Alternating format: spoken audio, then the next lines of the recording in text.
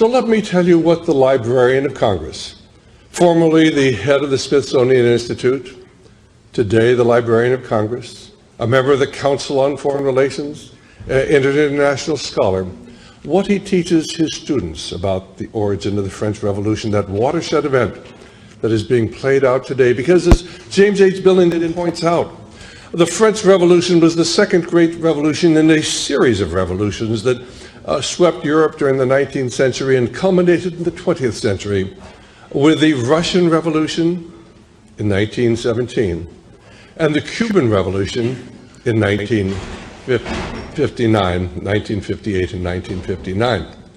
Of course, those revolutions continue, and you really can't understand why it is that we're not trying to close our borders and we're allowing just unbridled and unlimited immigration into America. You can't understand what we're really doing over in Iraq. You can't understand why everything our government is doing seems to be directed towards destroying the value of our currency. You can't understand anything that's going on today unless you understand the background of the French Revolution and what James H. Billington wrote. So let me summarize what he said.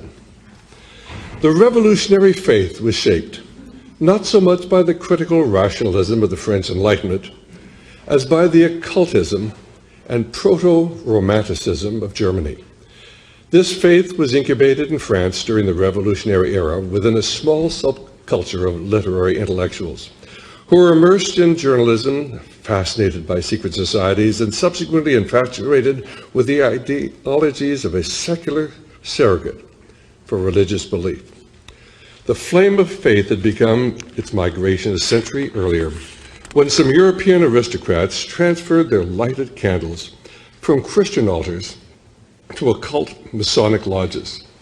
The flame of occult alchemy, which had promised to turn dross into gold, reappeared at the center of circles seeking to recreate a golden age.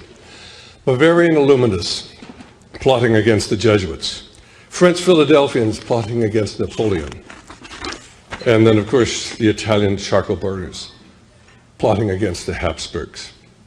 So it's so important that you begin to understand that the foundation of the French Revolution was really in secret societies and in occultism.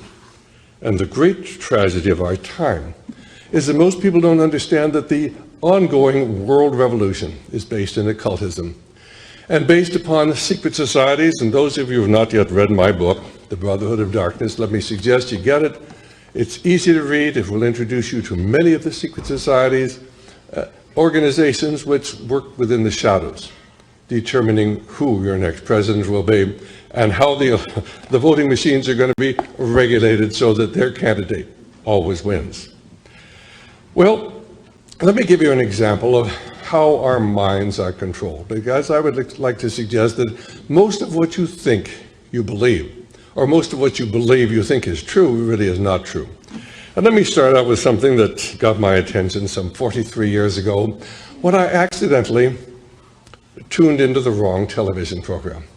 It was in 1962. I was a young, successful orthopedic surgeon. I came home and I wanted to watch a program. It was called The Naked City.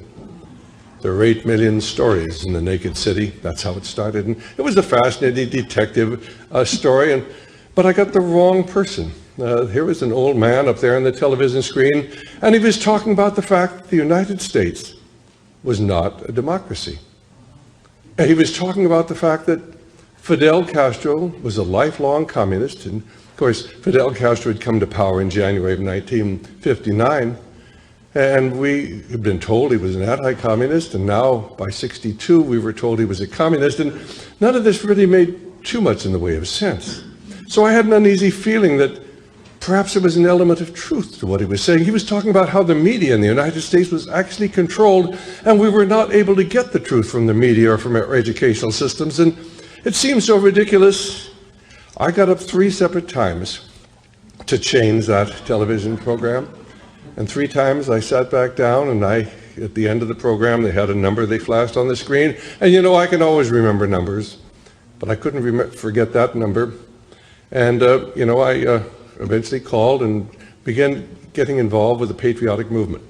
One of the things that really impressed me most was the fact that America was not a democracy. Now, I was a graduate of the University of California.